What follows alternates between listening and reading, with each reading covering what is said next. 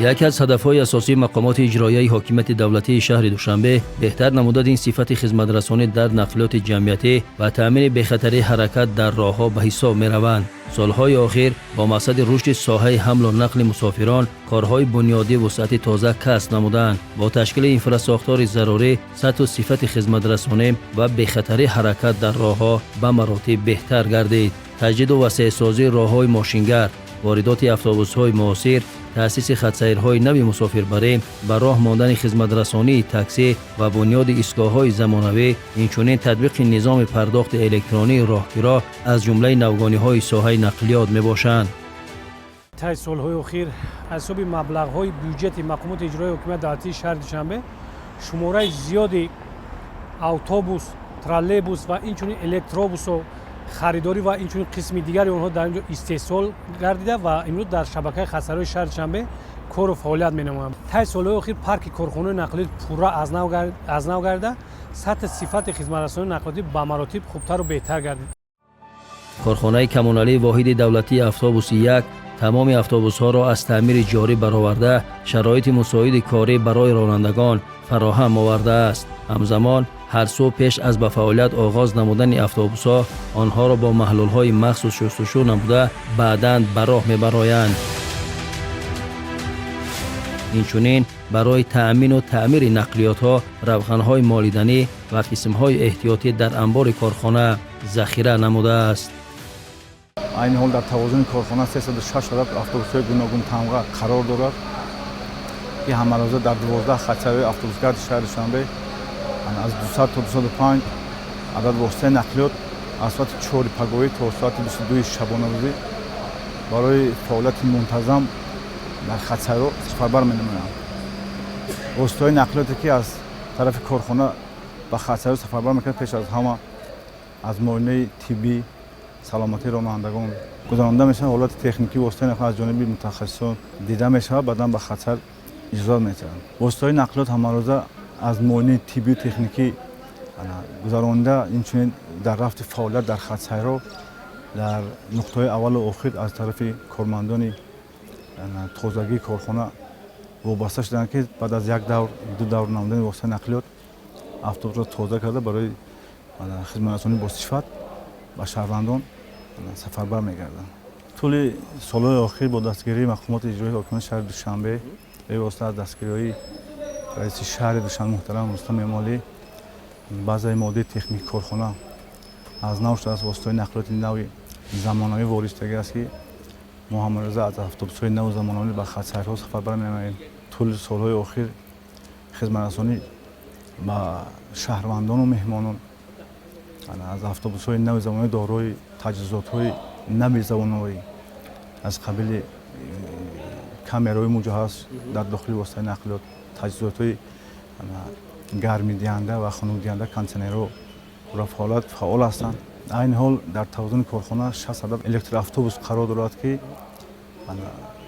برتریت و خوبی‌های الکتر اتوبوس در نسبت به اتوبوس‌های سوزشواری فعالیت می‌کند. خوب است. براحت مسافران برای مسافران که هم‌روزه استفاده از اتوبوس‌های برقی می‌نمایند خوب قبول می‌دانند. نسبت به سال‌های پیشینه دیده سال‌های نزدیک از شکایت مسافران برای خدمت‌رسانی اتوبوس‌ها در خطر قریب کم دیده نمی‌شود.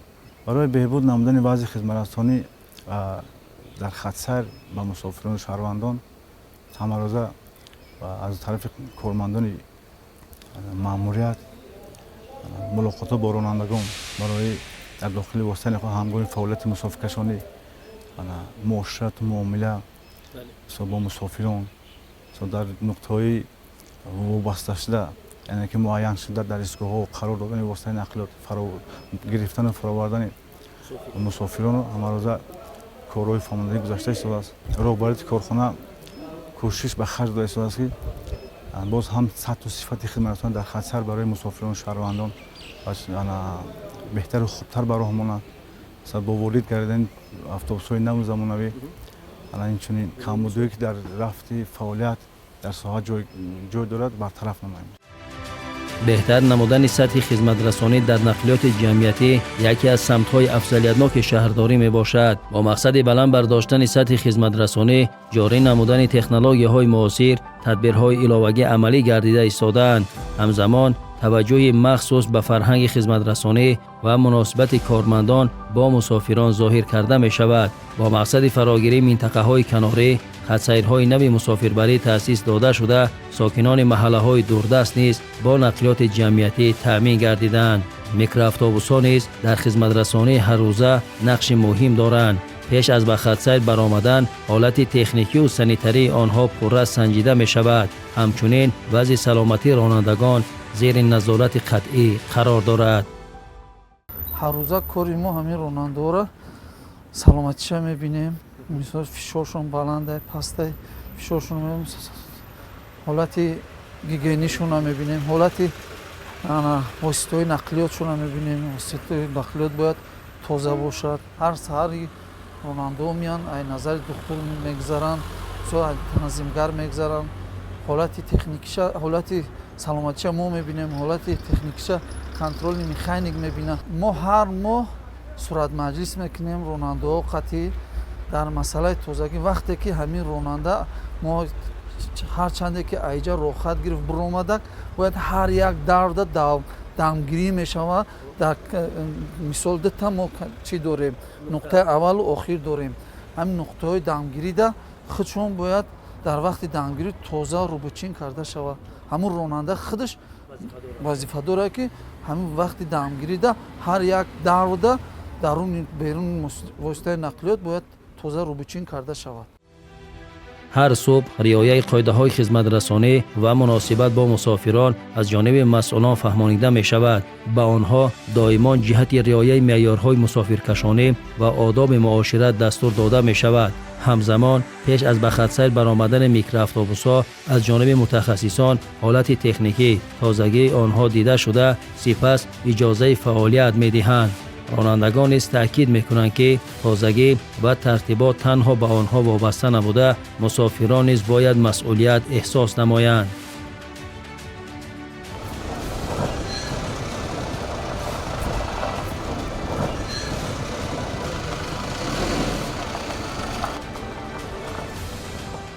ما نوردین زیا راننده خطسری 25 بهروز 15 میباشیم.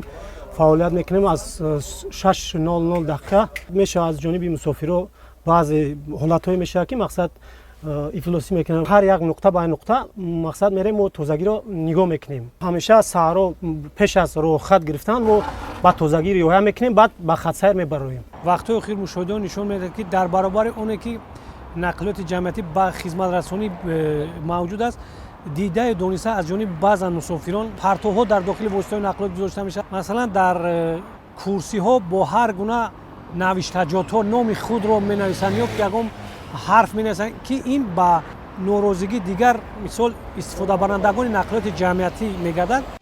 ترالیبوس‌های معاصر که امروز در پایتخت فعالیت دارند، استحصال جمهوری بلاروس بوده، با تکنولوژی‌های پیشرفته مجهز میباشند. رعایت قاعده‌های حمل و نقل مسافربری و نگهداری تازگی واسطه‌های نقلیات همه روزه زیر نظارت مسئولان قرار دارد. با گفته مسئولین کارخانه، ترالیبوس‌های معاصر نه تنها از شبکه‌های برقی بلکه از حساب نیروی ذخیروی نیز میتواند حرکت نماید و در حالت ضروری تا 15-20 کیلومتر مسافت را طی میکنند. اما با فرا رسیدن مهلت استفاده باتری ها و استفاده زیاد آنها، علاقه قابلیت ذخیروی آنها کاهش یافته، مسافه حرکت تا 3 کیلومتر گردیده است.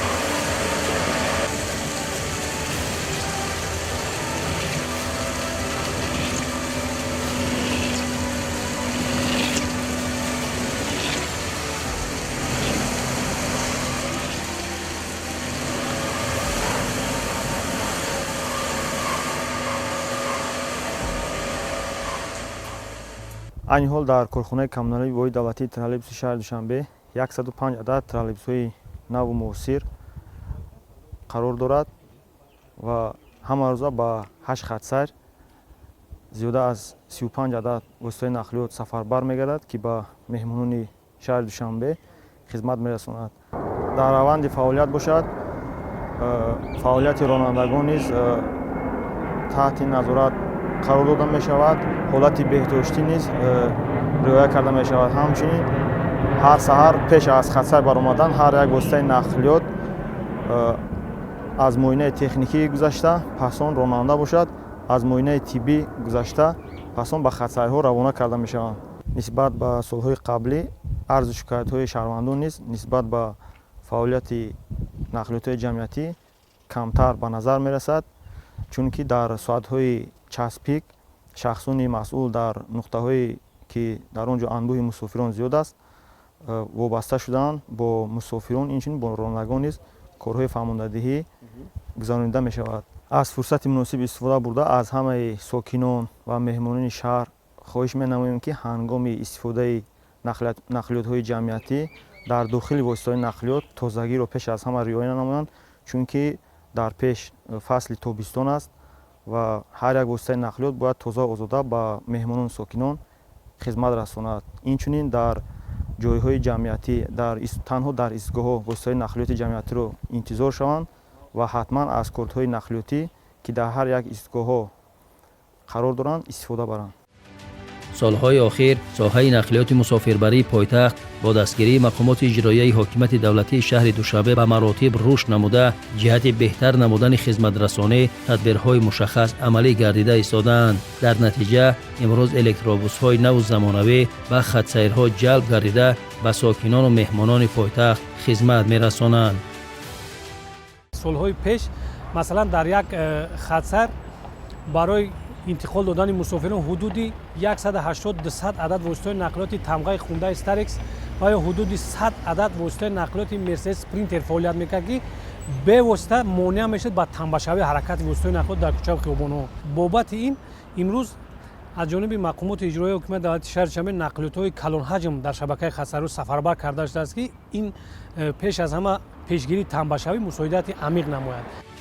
با مقصد تنظیم فعالیت نقلیات داخل شهری و بلند برداشتن صفت خدمترسانی تدبیرهای مشخص عملی گردیده طلبات اهالی به خدمترسانی نقلیاتی تا رفع بهتر گردانیده می شود. رشد ساحه نقلیات تحت نظارت راهبریت شهر قرار داشته جهت بهتر نمودن شرایط حرکت و خدمترسانی کارهای نظررس انجام داده می شوند. در برابر این برای تأمین فعالیت منتظم نقلیات جمعیتی در 4 فصل سال مسئولین ساحه وظیفه دارند حالت راهها را زیر نظارت گرفته تازگی و بخطری آنها را تأمین نمایند.